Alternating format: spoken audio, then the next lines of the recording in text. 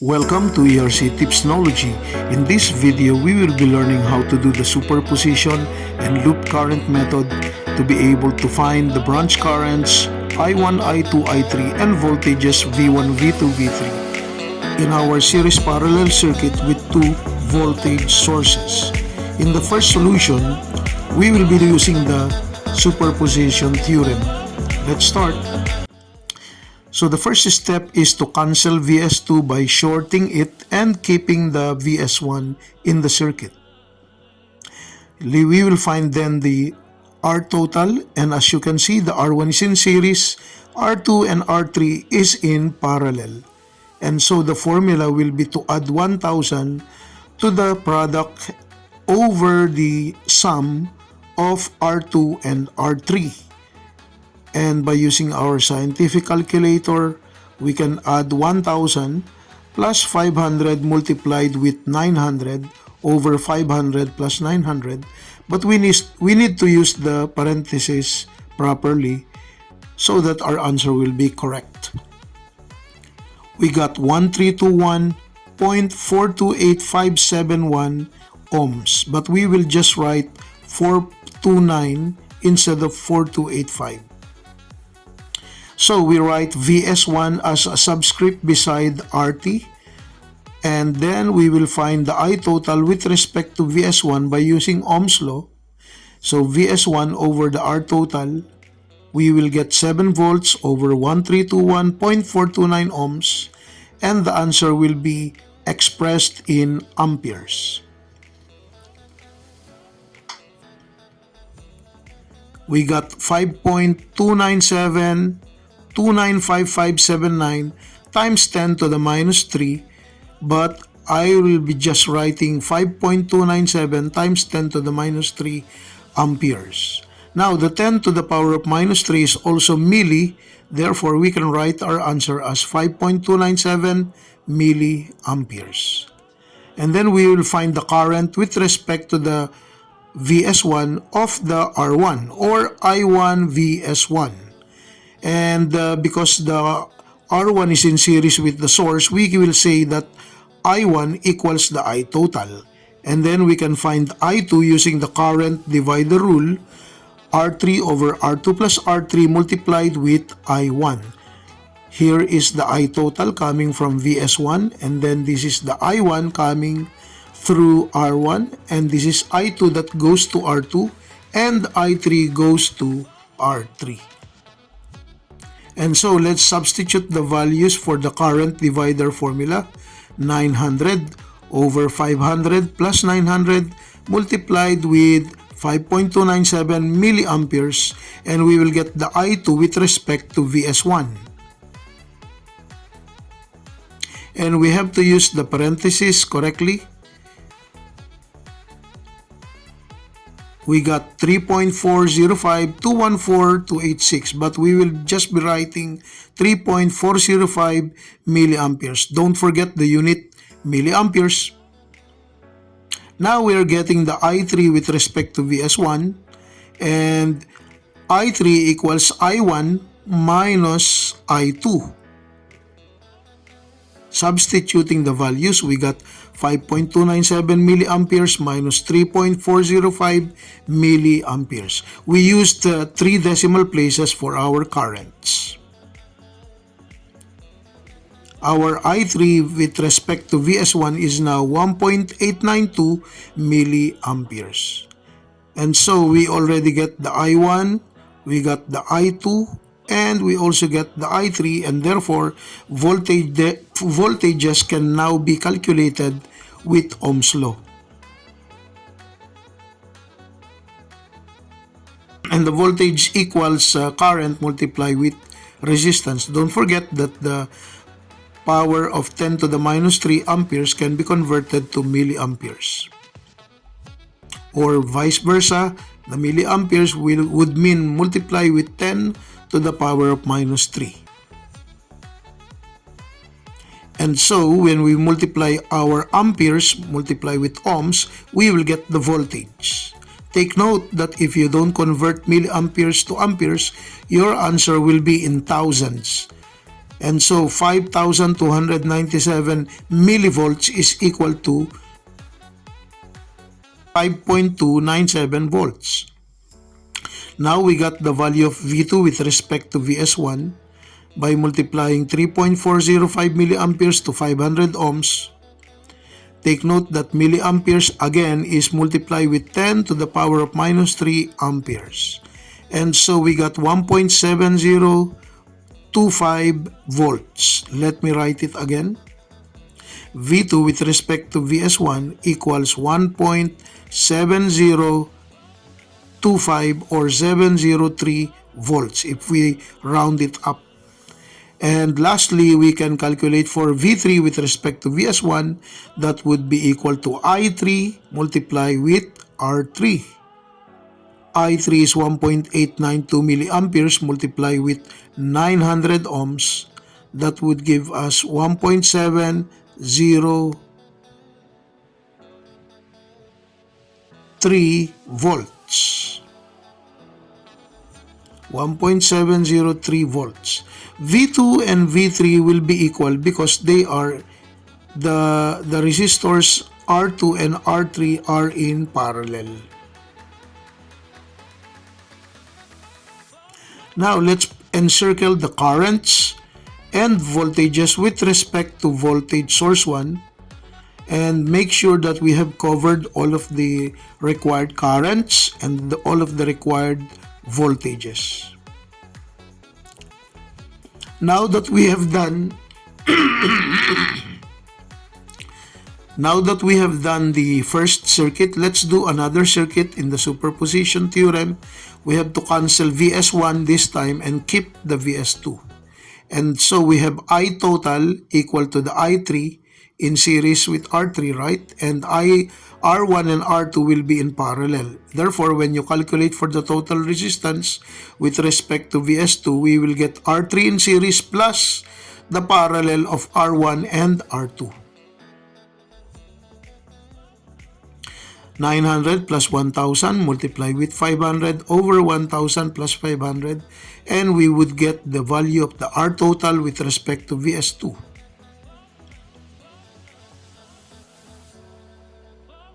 Be careful with the parentheses in calculations because one mistake would mean our answers will be also wrong and the succeeding answers may also be wrong. Don't forget to write the unit ohms. Now use Ohm's law to find I total. IT is equal to VS2 divided by the R total with respect to VS2. That would be 14 volts over 1233.333 ohms. And volts over ohms would give us amperes. And let's take 3 decimal places of the answer. You may change this answer amperes into milliampere. Just move the point or the decimal point to the right 3 times. And so we got 11.351 milliamperes. By the way, I3 is equal to I total because R3 is in series with the voltage source number 2. And so I3 equals I total. And that would be 11.351 milliamperes. I2 can be found with the current divider formula, but this time R3 will be the series and R1, R2 will be the parallel. And so we will get R1 over R2 plus R1 multiply with R3, with I3 I mean. The I3 is the current entering the junction. And the I1, I2 are the currents coming out of the junction. Now we have the answer for our second current, I2, with respect to VS2. We just divide 1,000 with the sum of 500 and 1,000 and multiply it with the 11.351 milliamperes. And you will be getting the I2 with respect to VS2. That would be 7.567 milliamperes. And then by Kirchhoff's current law, we can say that the I total equals the I1 plus I2 or I3 equals I1 plus I2. And so we can get I1 equals I3 minus I2. Don't forget to write with respect to Vs2. So I1 Vs2 is equal to I3 Vs2 minus I2 Vs2. That would be 11.351 minus 7.567 milliamperes, and we will get 3.784 milliamperes. And so finally we can find the currents due to the two voltage sources that we have. So we have to consider the direction of I1 with respect to Vs1 and Vs2. So it's they are in opposite direction. I1 from Vs1 and I1 from Vs2 is in opposite direction, and so we have to subtract the bigger number minus the smaller number.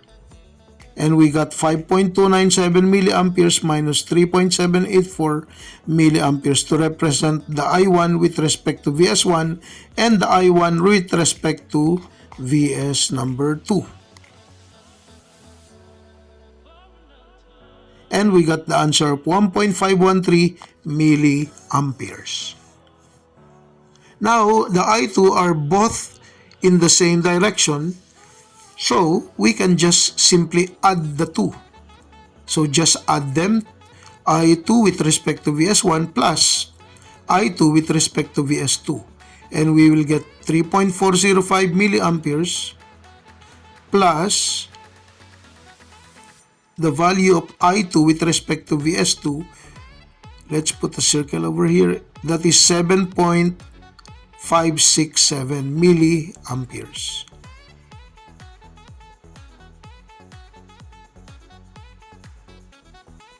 And when you add the two, we would get 3.405 plus 7.567 will give us a total of 10.972 milliamperes. Then for I3, we can simply look at the direction of I3. I3 of the two circuits have opposite directions, so we need to subtract one from another. And to do that, just subtract the smaller current from the bigger current. So I3 Vs2, which is bigger, minus I3 Vs1, which is the smaller value, that would give us 11.351 milliamperes minus 1.892 milliamperes. And after calculation, we will now complete all of the required currents with respect to the two voltage sources using the superposition theorem. So we got 3.49 or 459 milliamperes. Now I'm encircling all of our answers to make sure that they are complete. Now we can find all of the voltages with Ohm's law. So by Ohm's law, voltages is equal to the currents multiplied with the resistances. So in the individual voltages will be I1 R1, I2 R2, and I3 R3. Take note that R1, R2, and R3 are all given in the problem. And I1, I2, and I3 were all calculated. And so if one of them is wrong, then the value of the voltage across each of the branch resistors will also be wrong. Now you can convert milliamperes to amperes.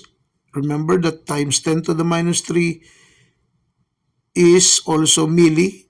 And before multiplication, you have to make it amperes, so that amperes multiplied with ohms will give us volts. You have to be aware that if your answer is extremely high, like in thousands, most probably you forgot to change your milliamperes to ampere.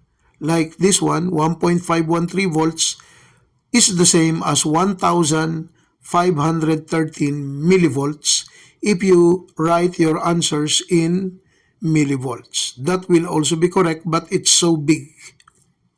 That's why we convert it to volt only. There you go. We got all of the currents and voltages of all branches using the superposition theorem.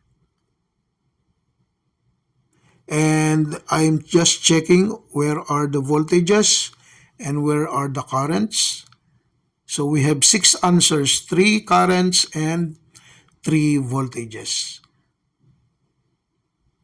So that's it. Thank you so much, and let's learn now how to use another method which we call as loop current method or mesh analysis. So in this method, we are drawing the circuit with 2 voltage sources.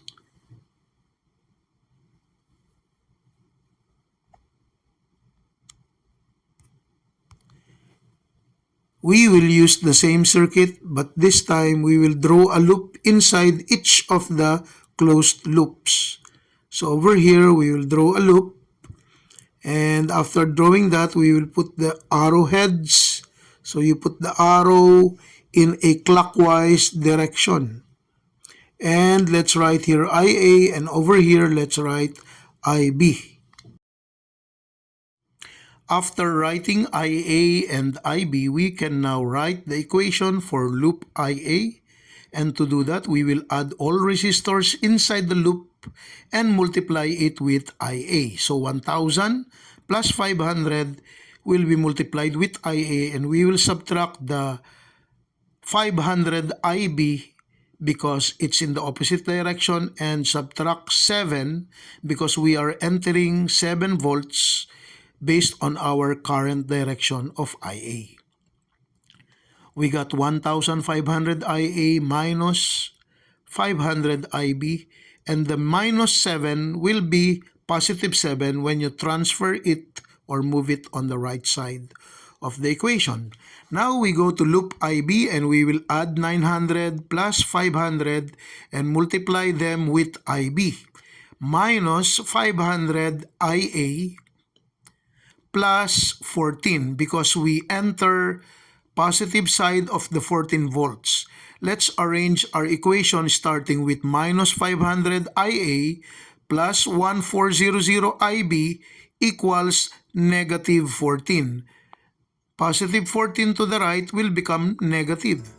Now, using the calculator mode 5 and then 1, in our Casio scientific calculator, the values of IA and IB can be found.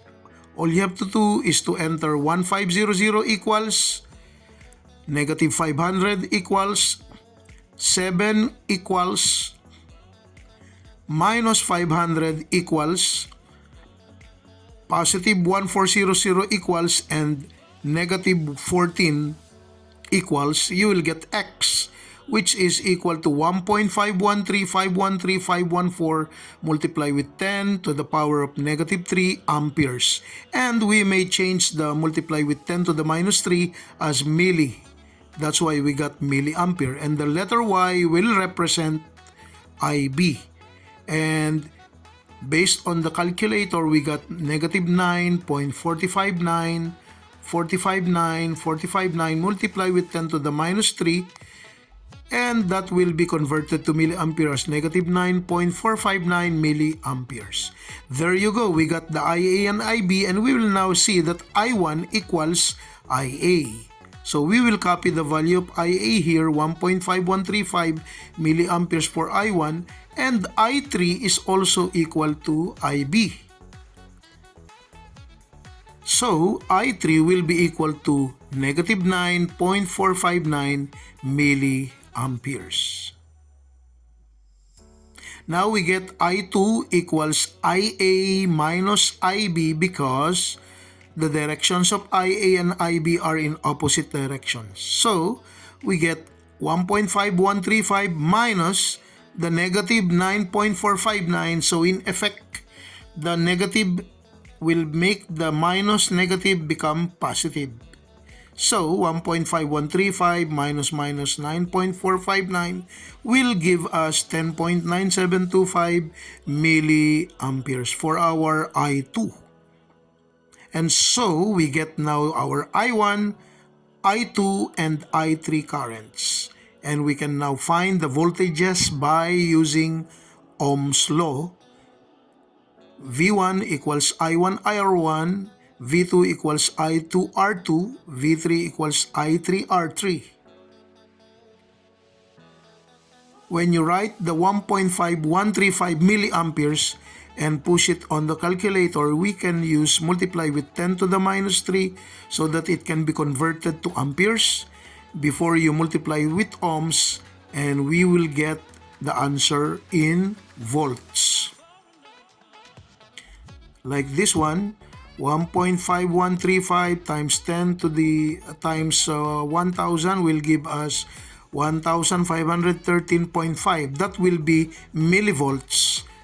And then we just move the decimal point 3 times to the left to get 1.5135. First of all, it's impossible to get 1500 volts in our circuit. So, you know that 1500 is impossible and you have to convert it back to volt. That's why the other one is millivolts and our answer will be in volts.